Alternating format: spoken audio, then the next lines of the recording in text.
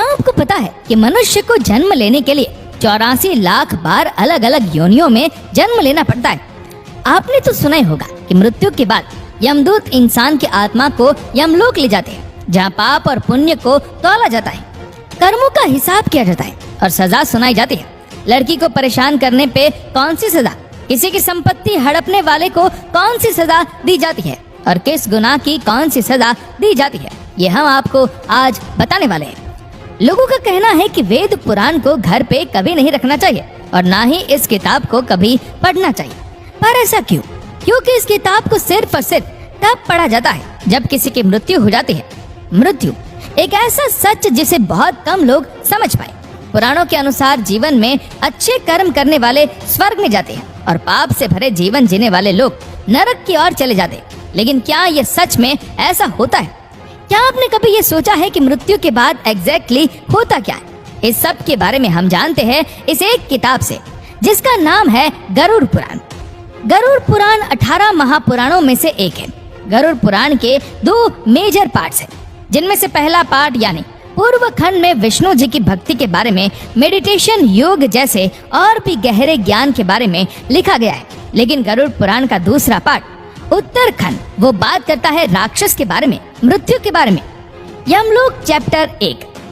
गरुड़ पुराण में विष्णु जी ने ये बताया है कि यमलोक में चित्रगुप्त जी के पास हर इंसान के कर्मों की लिस्ट होती है। उसने कितने पुण्य किए, कितने पाप किए, ये सब कुछ डिटेल में लिखा होता है। चित्रगुप्त की सभा में हर प्राणी के पाप और पुण्य डिस्कस किए जाते हैं और उसके हिसाब से उसकी पनिशमेंट को भी डिसाइड किया जाता है।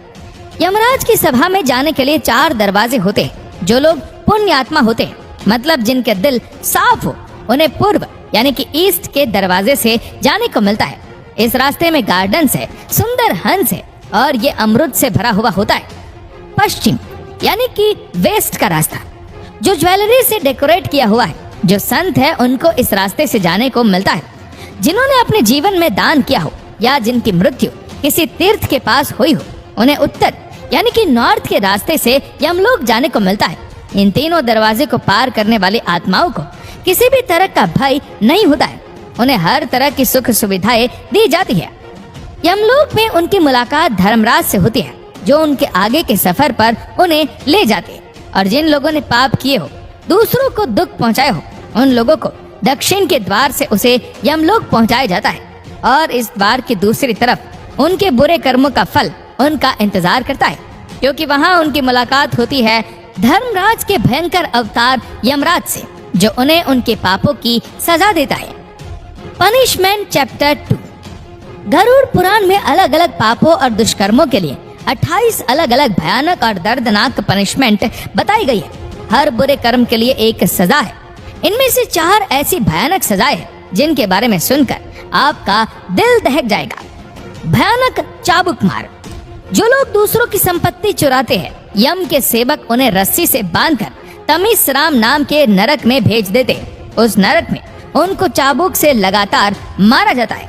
उनके बदन को इतना छील दिया जाता है कि उसमें से खून बहने लगे और वह इंसान बेहोश हो जाए। जब उसे होश आता है तो ये सारा प्रोसेस रिपीट किया जाता है, तब तक जब तक उसके सारे पापों की सजा खत्म नहीं हो जाती।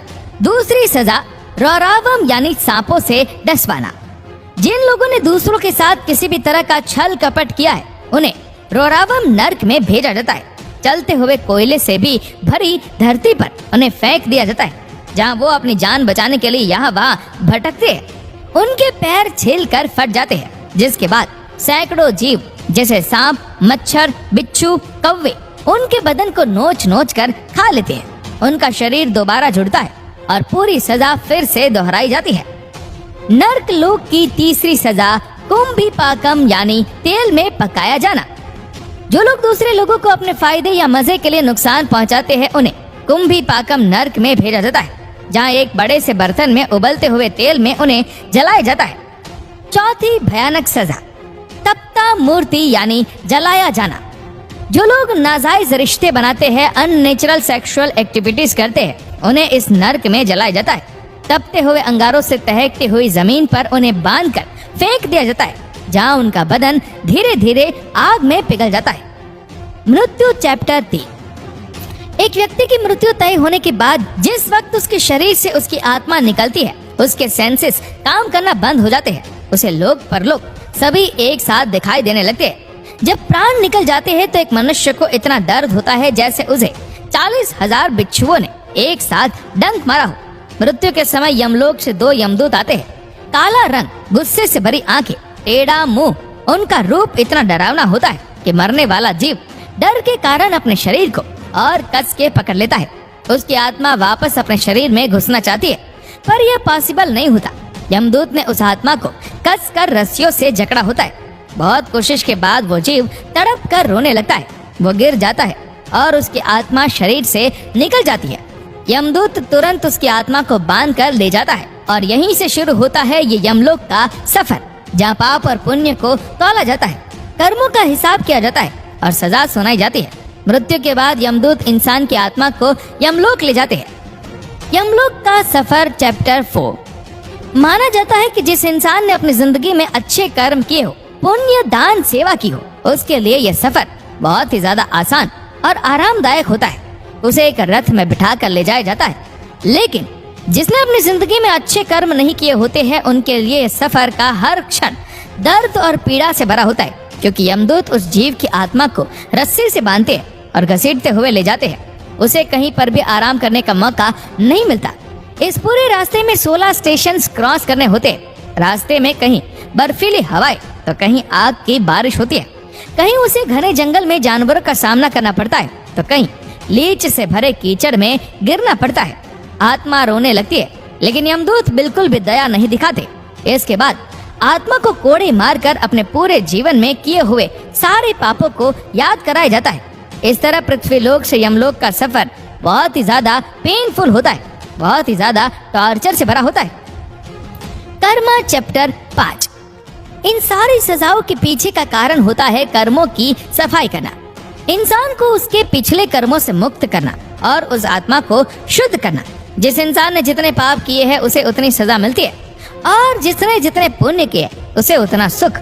लेकिन दोनों का ही पर्पस होता है आत्मा के कर्मों को बैलेंस करना, क्योंकि ऐसा हो जाने के बाद आत्मा अपने सारे बॉडी अटैचमेंट से अलग हो जाती है और उसके पुनर्जन्म का प्रोसेस शुरू हो जाता है। गरुड़ पुराण में भगवान विष्णु कहते हैं, जिस तरह इंसान कपड़े बदलता है उसी तरह आत्मा भी शरीर बदलती है, लेकिन एक मानव शरीर मिलना बहुत ही भाग्य और कष्ट की बात है। गरुड़ पुराण के चैप्टर 4 में विष्णु जी गरुड़ देव को बताते हैं, एक जीव को 84 लाख बार अलग अलग योनियों में जन्म लेना पड़ता है। उसके बाद मनुष्य योनि में जन्म मिलता है। एक जीव को उसके कर्मों के आधार पर, उसके पाप और पुण्य के आधार पर अगला जीवन मिलता है। वो कभी कोई कीड़ा बनता है, कभी कोई पशु या पक्षी या फिर कोई पेड़ बन जाता है। ऐसे ही 84 लाख बार अलग अलग रूप में जन्म लेने के बाद जब उसके पाप और पुण्य बराबर हो जाते हैं तब मनुष्य जीवन की प्राप्ति होती है। गरुड़ पुराण डिटेल में डेथ की बात करती है, पर साथ ही ये हमें कई सारे लाइफ लाइसेंस भी सिखाती है। ये हमें बताती है कि हमें मनुष्य जीवन बहुत मुश्किल से प्राप्त होता है। इस जीवन को किस तरह जीना है ये चॉइस हम सबकी है।